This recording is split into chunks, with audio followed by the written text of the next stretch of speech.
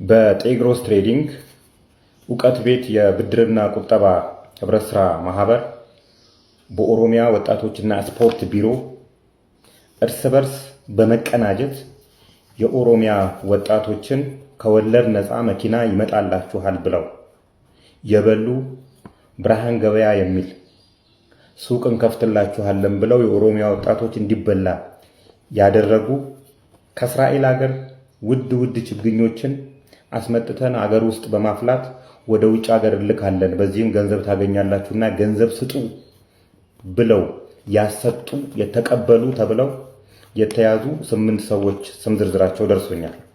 አንደኛው ሀብታሙ ለማ ነው። የስፖርት ስልጠናና ውድድር ትምህርት ዳይሬክተሬት ነው። ቶሎሳ ጨመዳ ሁለተኛው ነው። የስፖርት አደረጃጀትና እውቅና ክትትል ዳይሬክተሬት ነው። ነጋቱ ጁባ የስፖርት ተሳትፎ ማህበረሰብ ተሳትፎ ዳይሬክተሬት ነው።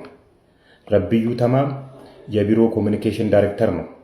ወይንሸት ረጋሳ የሰው ሀብት ልማት ዳይሬክተር ናት። ደጀን ሞላ የቢሮ ህግ ክፍል ባለሙያ ነው። አለዊያ ኑሪ የቢሮ አይሲቲ ባለሙያና 8ኛ አማንጉዬ የቢሮ የወጣቶች ማዕከላትና አደረጃጀት ዳይሬክተሮች ናቸው። እነዚህ ናቸው እንግዲህ ወንጀል ሰርተዋል ተብሎ የኦሮሚያ ፖሊስ መምሪያ የያዛቸው። እኛ እንላችኋለን እነዚህ ሰዎች አጫዋቾች የነበሩ የዘርፍ ኃላፊዎች ናቸው። የዘርፍ ኃላፊዎች ቃለ ጉባኤ የሚፈርሙ ዋና አጫዋች የተባሉት ለምሳሌ የቢሮ ኃላፊ የነበሩት ማቲያስ ሰቦቃ ከጤግሮስ ትሬዲንግ ጋር በመሆን ስምምነቱን ውጪ አርቅቀው መጥተው እነዚህ ሰዎች እንዲያጨበጭቡ ብቻ ተጠርተው እንዲፈርሙ ቃለ ጉባኤ ላይ እንዲፈርሙ የተደረጉ ናቸው እንጂ ዋናዎቹ ቻይና ድረስ ሄደው ስልጠና በጤግሮስ ትሬዲንግ እንዲሰጣቸው የተደረጉ የስራ ኃላፊዎች አልተያዙም። ልዩ ዜጋ ከሆኑ ንገሩን። ራሳቸው የጤግሮስ ትሬዲንግ ከፍተኛ ኃላፊዎች አልተያዙም። የእውቀት ቤት የሚባለው ብድርና ቁጠባ ተቋም የሱም ስራ ኃላፊዎች አልተያዙም። ከተማ ውስጥ ኮሎሌ እያሉ ነው ያሉት። ለ21 ዞኖች ለ23 የከተማ አስተዳደር የስፖርት ቢሮዎች አካባቢያችሁ ላሉ ወጣቶች መኪና ይመጣላችኋል፣ ሱቅ ይከፈትላችኋል እና ለጤግሮስ ትሬዲንግ እና ለእውቀት ቤት ብድርና ቁጠባ ህብረት ስራ ማህበር ብር ስጡ ከወለድ ነፃ ያመጡላችኋል ብለው ደብዳቤ ያሰራጩ፣ በሰርኩላር ያሰራጩ፣ በመንግስት መስሪያ ቤት እየሰሩ የመንግስት ደሞዝ እየበሉ ወጣቶችን እንዲበሉ ያደረጉ አሁንም ስራ ላይ ነው ያሉት።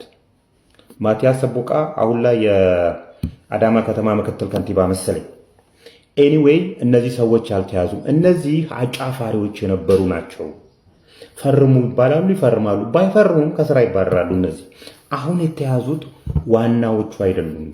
ስለዚህ የእውቀት ቤቴንም ሆነ የጤግሮስ ትሬዲንግም ሆነ በወቅቱ የነበሩትም እነ ደሳለኝ ጥላሁን እነ ማቲያስ ሰቦቃ እነዚህ እነ ሀብታሙ ፍቃዱ እንዲያዙልን አሁንም እንጠይቃለን። አልተያዙም፣ ገና ነው። ይሄ ዘይት እኔ ቤት ከገባ ማርያምን 6 ወሩ ነው። ማርያምን ነው የምላችሁ፣ ማርያምን 6 ወሩ ነው እና አሁን ይሄ ዘይት 2 ወር ያበላኛል። የታባቱን ያለው ያያ ደውለት በማለት ሰላቢ እንግዲህ ሌላ አህዬ የለ። ሰላቢ ባለበት ሀገር ልጅቷን እየሰማት ነው። ይሄን ሁላ ጊዜ ዘይት መቆየት አለበት። ጫማ ጥፊ የእናቶችን ባለምን ይፈሳል። አይበሉባ ምን አባ ነው የምትሏት? አረ ምንም አላልኩም። ምን ብዬ ነው? ወይኔ ልጅ ያበደ። እኔ እኮ ሰለሞን ብያለሁ። በልጅ አልታደልኩም እኮ እኔ። አይ እንደዛ ሳይሆን ከባለፈው ጸበል በኋላ እኮ እንዲሆነ የቀረው ወይ በቃ ሲወላ ከሆነ የሆነ አፕዴት ሪቡት ነገር ምናምን አድርጎ ይመለሳል። አይመስልም? መጋኛ ለተማሪ ደብተርና እስክሪፕቶ ነው የሚሰጠው፣ ጠመንጃ አይሰጥም አይደለ ቦስ? አረ ተው መጋኛ፣ እኛ እኮ ስለ ልጅቷ ዘይት ነው እያወራን ያለ ነው። ስለምን ጠመንጃ ነው የምታወራው አንተ? እውነትም ሪቡት ያስፈልገዋል።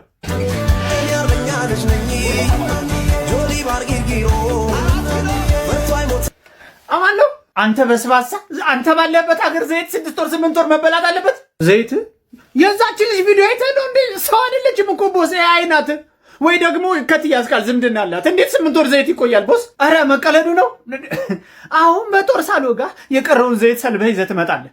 ከዛ ደግሞ ቪዲዮን ታስጠፋልኛለህ አሁኑኑ። ግን ለምን በሌላ አንግላን ነው? ምን ቪዲዮ ይቀመጥ እዛው ምን አገባን? ባልና ሚስት ያጣላል እኮ። አስቤዛ አለቀብኝ ስትል ሌላ ሚስት የሌላው ሚስት እንደዚህ ምናምን 6 ወር እየቆየ ብሎ ባልና ሚስት ከመቶ አንድ ሰው ከተጣላልን ለኛ ምን አነሰና? በበጎ ጎኑ ለምን አናየው? ኧረ አንተ ሰለሞን ግን ትለያለህ እንዴ! በቃ መጋኛ ሲኦል ሄድ። በእናትህ አንተ በአንተው ሲስተም ሪቡት አድርግልኝ እንዳንተ አድርገ። ለእናንተ ቅንጦት ሁሌ ስጋ መብላት ነው ወይንስ ሁሌ ቡና መጠጣት ነው? በኢንዶኔዥያዊቷ ሀገር በሆነችው በሞንጎሊያ ግን አንድ ሰው ቡና ከሚጠጣና ስጋ ከሚበላ ይልቅ ቡና የሚጠጣበት ገንዘብ የተሻለ እንደሆነ ነው እየተነገረ የሚገኘው። ይህ ማለት እንግዲህ ከቡናና ከስጋ ስታወዳድሩ አንድ ሰው ቡና መጠጣት ቅንጦት ነው፣ ስጋ መብላት በተቃራኒው ደግሞ እጅግ በጣም ርካሽ የሆነው ምግብ እንደሆነ ነው እየተነገረ የሚገኘው። የሚሆነበት ዋነኛው ምክንያት በሞንጎሊያ ውስጥ የሚኖሩት ከሰዎች ቁጥር በላይ ማለት ነው ወደ 17 እጥፍ የሚሆኑ የሚበሉ እንስሶች ማለትም ደግሞ ከእንስሳትና ከሰዎች ቁጥር ስብጥር ማለት ነው የእንስሳት ቁጥር በእጅጉ ስለሚበልጥ ነው በዚህ ልክ ስጋ በሞንጎሊያ ውስጥ የረከሰው። ይህም እንግዲህ በሶሻል ሚዲያዎች ጭምር የምንመለከታቸው አጓጉ የስጋ አበላላቸውም እንግዲህ ለዚህ ምስክር ነው። ይህም ማለት እንግዲህ በሞንጎሊያ ውስጥ ሰዎች ቁጥራቸው ወደ 3.4 ሚሊዮን ብቻ ሲሆን በሞንጎሊያ ውስጥ የሚገኙት እንስሳት ደግሞ ከ50 እስከ 70 ሚሊዮን የሚገምቱ እንስሶች እንዳሉ ነው እየተነገረ የሚገኙ። ይህም እንግዲህ በዓለም ላይ ርካሽ የተባለ ስጋ ከሚበሉ ሀገራት መካከል ቁጥር 1 ላይ የተቀመጠችው ሞንጎሊያ ናት ማለት ነው። ይህም እንግዲህ ከሀገራችን ጋር ሲነጻጸር በሀገራችን ውስጥ እጅግ በጣም የቅንጦት የሚባለው ምግብ ስጋ ሲሆን በእነሱ ሀገር ደግሞ የቅንጦት የሚባለው ቡና ወይም ደግሞ ማኪያቶ መጠጣት እንደሆነ ነው እየተነገረ የሚገኘው። እስኪ እንዴት ተመለከታችሁት? ሀሳባችሁን ኮሜንት ላይ ይሄ ሁሉ የኢራን ህዝብ የወጣው የውሸት እንባ ለማንባት ነው። በፍጹም መሪያቸውን በፊት አይወዱትም ነበር። ይህ ሁሉ ህዝብ መውጣቱ አስደንግጦኛል ሲሉ ዶናልድ ትራምፕ ኢራኖች የቀድሞ መሪያቸውን ለመሰናበት ማለት ነው በሚሊዮኖች የሚቆጠሩ ኢራናውያን በጎዳናዎች ላይ መውጣታቸው ዶናልድ ትራምፕን በእጅጉ ማስደንገጡ ነው እየተነገረ የሚገኘው። ዶናልድ ትራምፕም ይህንን አስተያየት ሰጥቷል። እንደሚታወቀው ከ4 ወራት በፊት ማለትም ደግሞ ፌብሩዋሪ 28 በአሜሪካ እንዲሁም ደግሞ በእስራኤል ጥምር ጥቃት የኢራን እስላማዊ መሪ የሆኑት አያቶላ አሊ ኻሜኒ እንዲሁም ደግሞ ቤተሰባቸውን ጨምሮ በርካታ ባለስልጣናት መገደላቸው ይታወቃል።